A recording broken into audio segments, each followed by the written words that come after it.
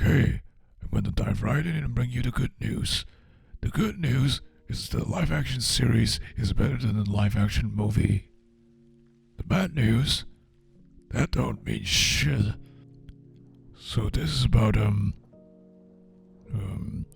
well actually the opening sums it all up. Now that I think of it, I realize I can finally do my own take on the opening narration.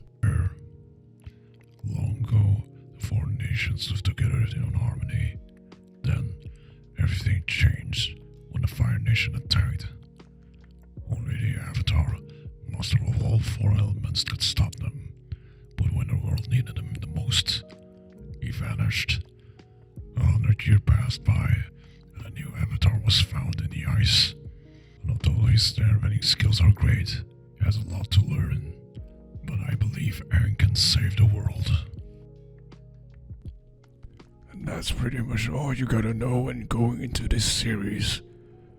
Now, even though I should review the series as it is on its own, I think it's necessary to make a few comparisons with the original cartoon here and there to see where we came from.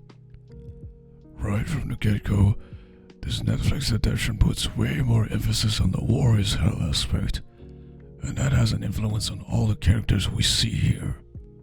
First of all, I think they did a pretty good job with the casting for most of the characters, but not all of them though. I think the characters of Azula and May were miscast because even though they act like the original characters, it still felt a bit shallow. With them, they felt more like cosplayers doing impressions of the original characters. I'm sorry I gotta say this, but they remind me too much of the Ember Island player counterparts. With Netflix Sokka and Iroh, I felt a little bit divided. With Sokka, he doesn't really look like the Sokka from the cartoon, and after I saw that comparison with his Ember Island player actor, I was already a little bit biased. But as the show went on, I really saw that he got the character right. Maybe a little bit subdued, but he got the tone right. And by the end of it, I was on board with him. With Iroh, it was mainly the voice that threw me off.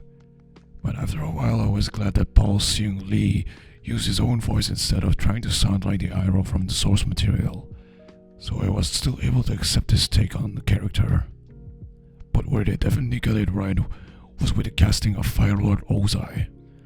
Daniel Day Kim really embodies the character like in the original show very well. It's really a match made in heaven. To me, he doesn't act like Ozai. He is Ozai. He has that physicality and that charisma. He's also very intimidating, and he has those mannerisms down to a T. I don't think anyone could have done a better job than him. The same goes for Suki, Katara, and Aang. Aang manages to capture the same energy from the cartoon, and so does Katara. Special mention has to go to the actress of Suki, played by Mariah Zhang. She's also one of the rare cases where the actress completely embodies the character to the point that it didn't feel like she was playing a role. Another thing that fell short for me was the story. It felt a little bit jumbled. And because of storylines or elements not playing out in the same chronological order like they did in an original show, a lot of events were either condensed, compressed, or accelerated. And because of that, a lot of the build-up to those key moments that made the source material so good was diminished. Another aspect that was very important in the show was the character development, and how a character grows on an emotional level. But because the Netflix show was rushing so quickly through so many storylines at once, that emotional growth didn't feel earned.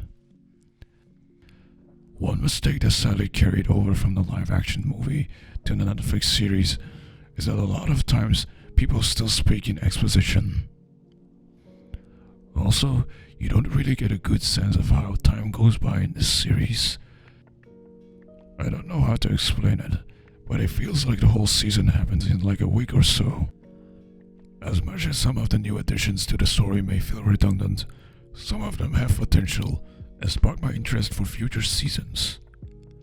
The CGI kinda looks shoddy, and it's hit or miss. They go from very impressive in in one scene to YouTube fan film quality in another scene. I would say that the effects and the choreography for the bending look good, but the camera work is kinda weak. In the end, the series does more things right than wrong, but it still has a long way to go. If nothing else, the Netflix series is worth seeing just to compare it with a cartoon and to point out where they deviate from each other. So I give this series a better watch this at home for a good time.